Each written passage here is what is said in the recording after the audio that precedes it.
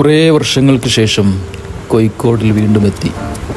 പഠനകാലത്ത് കോഴിക്കോട് എന്നും ഒരു ആശ്രയമായിരുന്നു.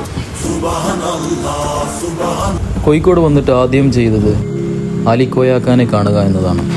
കോഴിക്കോട്ടുകാരനായ ആലിക്കോയാക്കുമായിട്ട് എനിക്കെന്ത് ബന്ധം? അതൊരു വലിയൊരു കഥയാണ്, അത് പിന്നെ പറയാം. ഓട്ടോ ഇറങ്ങി ആലിക്കോയാക്ക വണ്ടിയുമായി വന്നു. നേരെ പോയത് ആലിക്കോയാക്കൻ്റെ വീട്ടിലേക്കാണ്. ആലിക്കോയാക്ക എനിക്ക് ഡേറ്റ്സും കാഷ്നട്ടും തന്നു. അതെല്ലാം കഴിച്ച് ഞങ്ങൾ പുറത്തേക്ക് ഇറങ്ങി.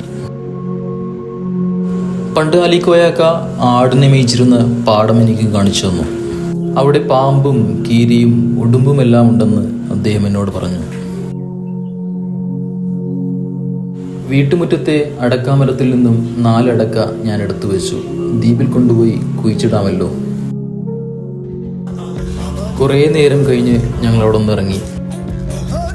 പോകുന്ന വഴിക്ക് ഒരു പഴയ ചായക്കടയിൽ കയറി. കോഴിക്കോടിൻ്റെ തനതായ പലഹാരങ്ങളും ചായയും കുടിച്ചു. എന്നെ ബസ് കയറ്റി ആലിക്കോയാക്ക മടങ്ങി. വീണ്ടും കാണുമെന്ന പ്രതീക്ഷയിൽ.